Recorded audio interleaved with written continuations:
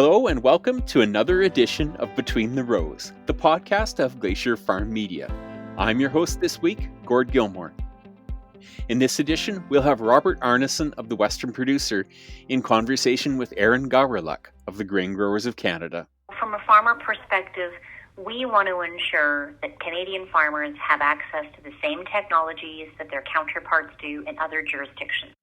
Bruce Burnett of Markets Farm will tell us an early spring is a relative thing.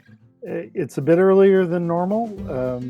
It's a lot earlier than, let's say, the past 3 or 4 years. And reporter Alexis Kinlan will tell us about why producers want better farm income programs. One of the ranchers that I talked to in writing this article said that one of the problems with AgriStability as it stood before the changes was that you needed to have a rec for it to pay out. But first, a word from our sponsor. Your soil has a unique story.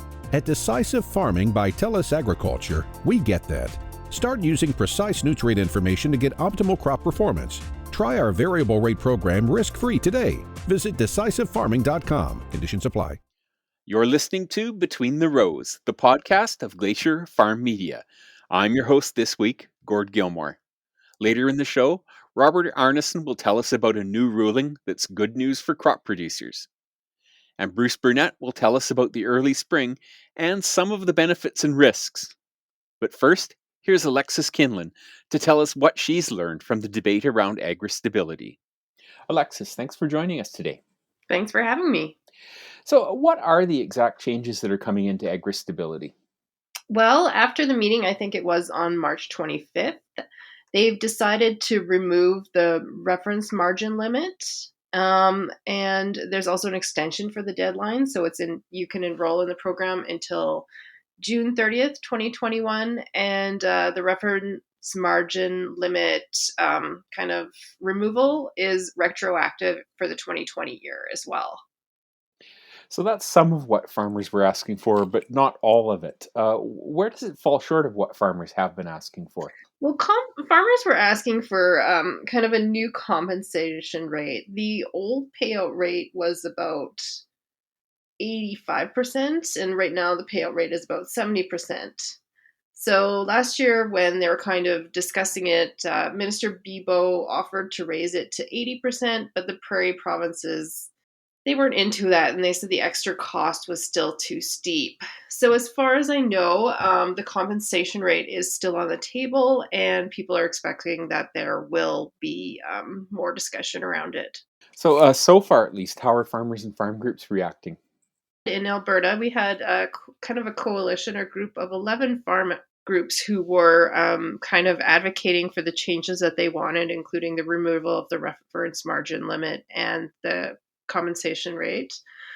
They sent out just press releases saying that they were happy with the changes, that they're really glad that the reference margin limit has been removed. Bob Lowe, who's the president of the Canadian Cattlemen's Association, said that they've been asking the government to remove that reference margin limit for a long time. Of course, people would still like the changes to the compensation rate. So I think it's kind of like, well, a little bit of win, but not 100% of a win. There is one proposal. I know when I read your article, they were talking about how it was time to build a system that worked, and that was some of the farm groups. There does appear to be one proposal to completely reform this that's coming onto the table, and that's from the prairie provinces. You looked at it a little bit in your article. What do we know about that so far? Well, that's it's the 3 prairie provinces and the 3 agricultural ministers who are going on to it, and they are talking about a whole farm margin insurance program. They're kind of looking into the program. It has a revenue insurance program that would work for all commodities, could be used by both big and small farms, and be agile and simple. And it would have a reference margin that would take into account farms' past revenues, expenses, and commodity prices, allowing producers to manage risks while government covers severe losses. The reason that farm groups weren't so keen to go into this yet is because there are still 2 years in the ag framework. And so they figured that it would be better to get something that sort of works before we go and revamp the whole system as it may. So they're like, well, we have time to work on this, but, we'd like to make some immediate changes to the AgriStability. So that's kind of where that happened. So it's also just that the Ontario, as far as I know, Ontario and Quebec were okay with the compensation rates, and the Prairie provinces, which are possibly not doing so hot economically, are looking at, having a bigger change there. It's really a revamp of how the entire thing would function. It's not really fiddling around the edges at all. I heard somebody describe this as it looks to them as similar to crop insurance in that it would have a federal and a provincial component, but then, like any insurance, there would be a premium for the growers. Do you know anything about that? Not really. I did talk to some people who had crop insurance or Western livestock price insurance, and just because of the way it was set up, they actually had pulled out of AgriStability, and we're kind of waiting for. One said that he's going to get his accountant to look at it and see if it's worth it. I didn't. What even with talking to farmers, I felt like there was a lot of farmers that just were still struggling to understand the program and kind of what it does and how it works. And as I was told several times by several sources, that AgriStability is not a program that you enroll in without the help of your accountant. It's a program that you really need an accountant to understand.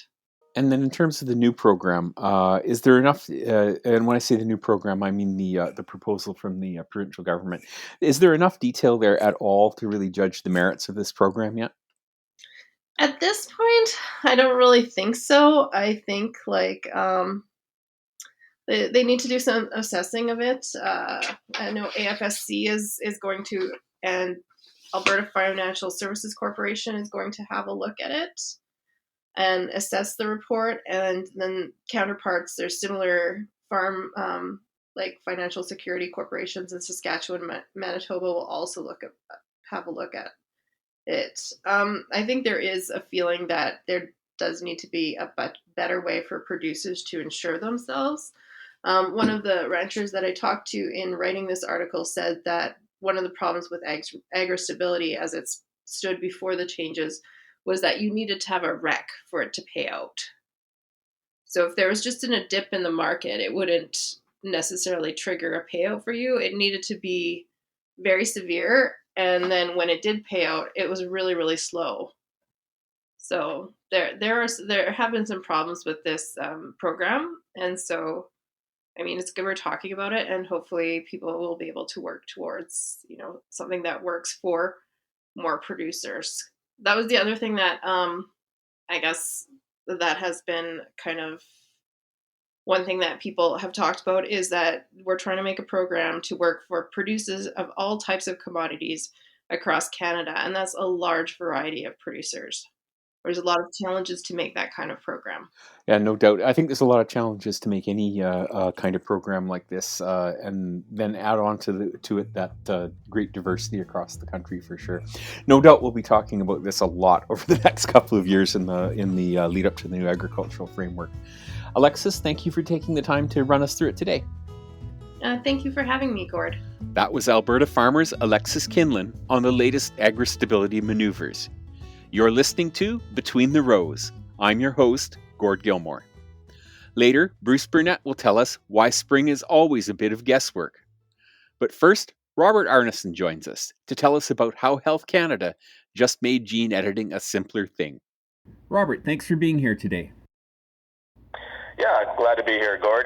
It's a pleasure. So, what are gene-edited crops, and why is this ruling from Health Canada an important one? So I guess I'll just back up a few years. So I think it was about 9 years ago, scientists from California and France discovered a new tool called CRISPR-Cas9. And this tool allowed them to precisely cut DNA. So it was a really big deal because actually these two scientists that went on last year, and they won a Nobel Prize in chemistry. So, definitely a major discovery. So for the world of plant science, essentially what this all meant was, if you're a plant breeder, you could use this new tool, CRISPR, to cut DNA at a precise spot in a plant's genome. And then I guess basically you'd be altering the genetic sequence of that plant or that crop. So in practicality, let's just take canola as an example. You could use this CRISPR tool to cut or alter the DNA in order to, say, like improve disease resistance to a disease like Sclerotinia. And, you could also use CRISPR or gene editing for many other uses in many other crops, whether it be like improving a crop's functionality, its health profile, whatever. But the problem was that Health Canada really hadn't decided how it was going to regulate gene-edited crops, and that really put the crop science companies and the plant breeders in limbo because they weren't sure how to proceed. But that all changed last week. Health Canada came out and basically said that gene-edited crops are, one, safe, and that, two, they will be regulated in sort of the same manner or same fashion as crops that are developed using conventional plant breeding. So that was kind of the gist of last week's announcement. So the natural question to me then is, what's been the reaction from the industry? I'm sure they're pleased with this. Yeah, so generally farm groups are happy. And last week I spoke with Erin Gowrilick. She's with the Grain Growers of Canada to get her reaction to this news. And this is what she had to say. What do you think this all means for grain farmers in Canada? Is this a good news story? Yeah, it is. From a farmer perspective, we want to ensure that Canadian farmers have access to the same technologies that their counterparts do in other jurisdictions.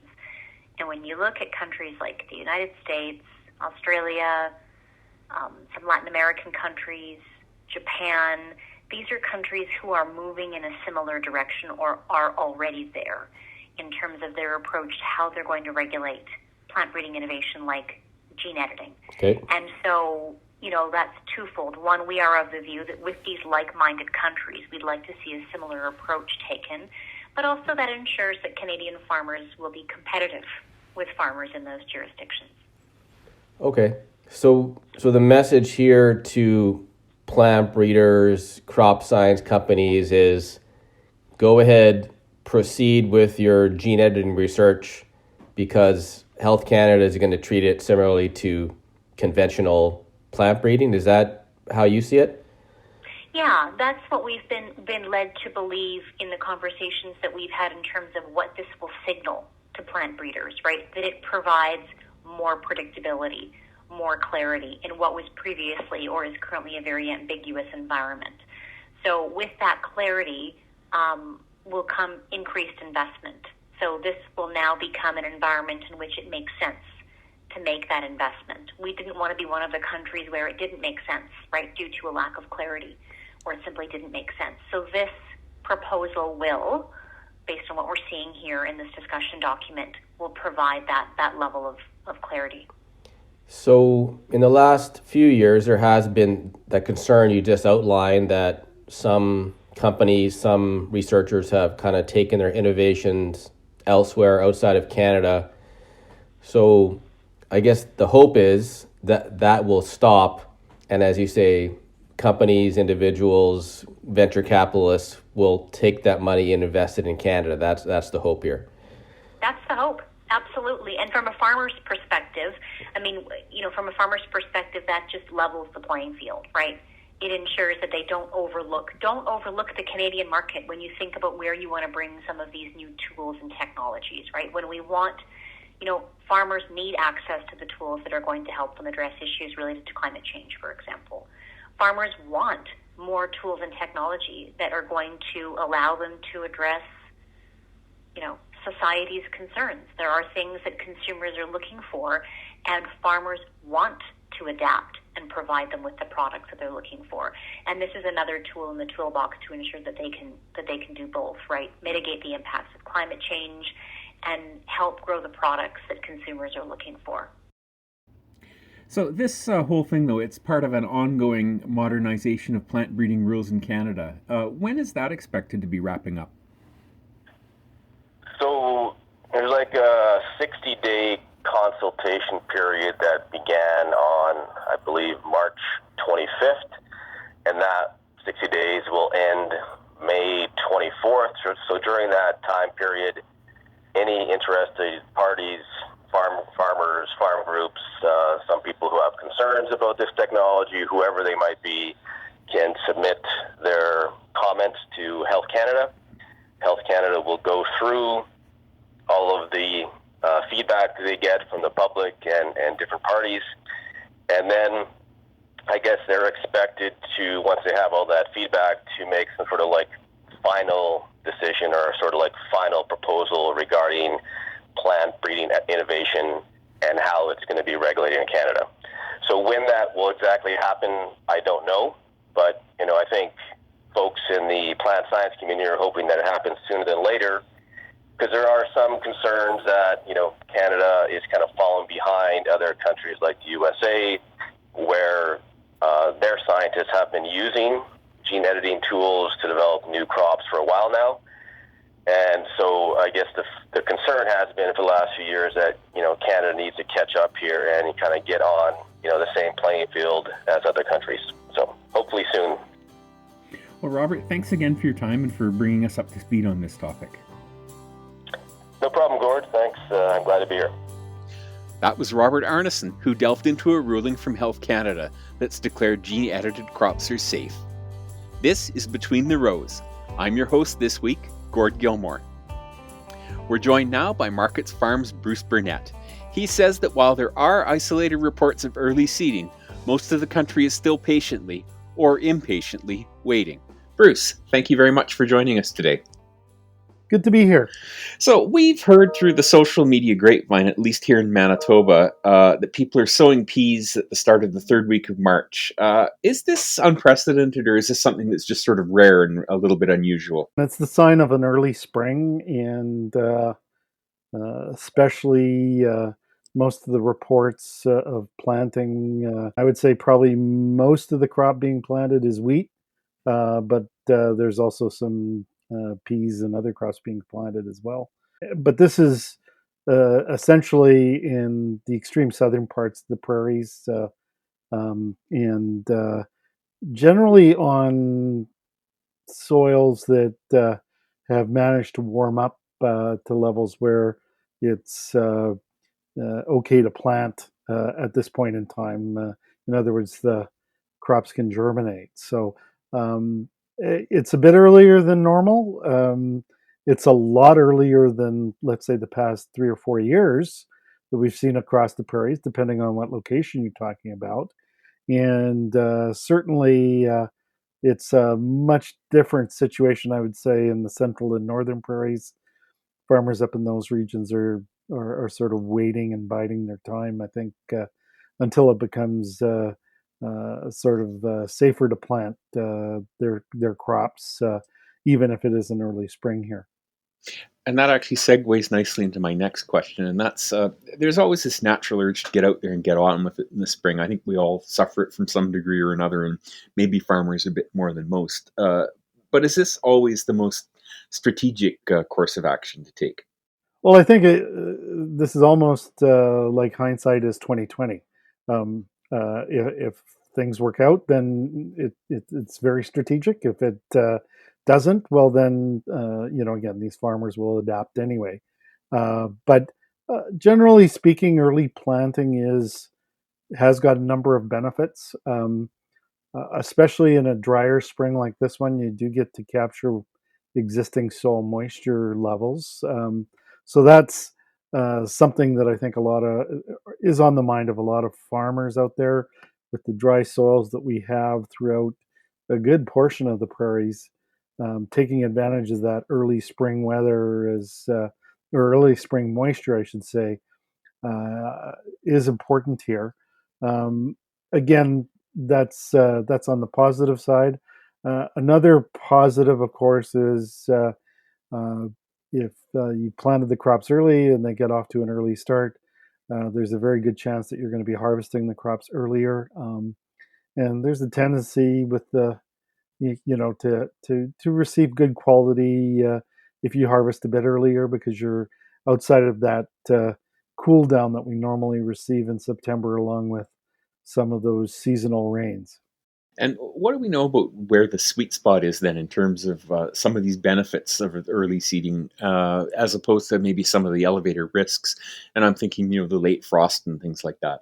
Yeah, I think again, uh, this date would vary widely in the prairies, and it depends, as I said earlier, not only um, uh, on your location, but also the soil types that you're on. Again, if you're on a heavy clay soil that isn't warming up very quickly, that's a lot different than if you're planting into a relatively sandier soil that's already warmed up fairly nicely in the spring here. So those are the risks. Again, uh, a lot of farmers will take that risk, especially for some of the crops that can withstand a degree of frost, at least anyway, after they've emerged.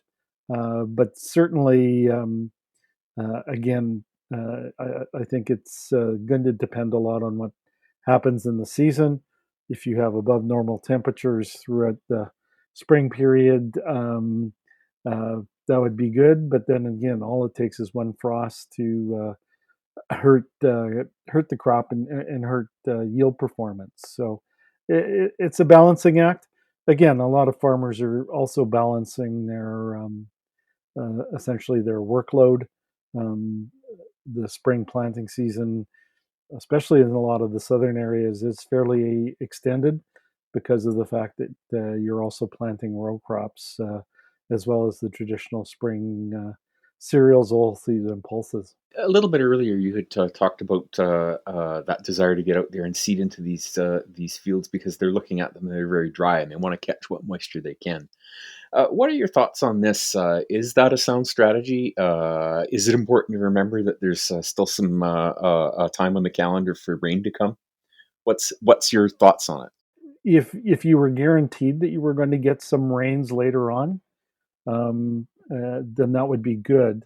I think again, a lot of this sort of agronomic data is pretty plain that solid growth and early growth and emergence is very, very important, and an important factor in determining what the eventual yield potential will be for a crop. So if there is adequate soil moisture for the crops to emerge, then it is ideal to try to capture some of that early season moisture, so that the germination and emergence is better. Uh, and again, if you are forced to wait and you get a spottier stand, or you choose to wait and the spottier stand emerges, so or um, even if the rains come too late and you get an uneven stand, then that certainly has an impact on both yield potential and quality. And now my final question is, how important is it for the farmer to remember that there's still a lot of time left on the calendar? We're barely into spring yet, and there's lots of room for plenty of stuff, sort of good and bad, to unfold. Yeah, I think again, there's uh, this all probably goes back to the strategy that you have on your individual farm. Um, uh, but there is a lot of growing season, or a lot of the spring left here to get the crop in the ground, and there certainly is enough time here to pick up some rains. Unfortunately, in terms of the forecast right now, it looks like the early part of spring, at least anyway, let's call it from April through into at least the early part of May, is looking to be a bit on the dry side. So again, I think this is something where you have to evaluate those risks of crop establishment with the fact that you do have a frost risk, sometime in late May and June, if we see a killing frost, that you can do some damage to your crop. Bruce, as always, thank you so much for taking the time to lead us through some of this. Thank you. That was Bruce Burnett of Markets Farm. That's another episode of Between the Rows, the podcast of Glacier Farm Media. I'm your host, Gord Gilmour, saying so long and stay safe. Your soil has a unique story. At Decisive Farming by TELUS Agriculture, we get that. Start using precise nutrient information to get optimal crop performance. Try our variable rate program risk-free today. Visit decisivefarming.com. Conditions apply.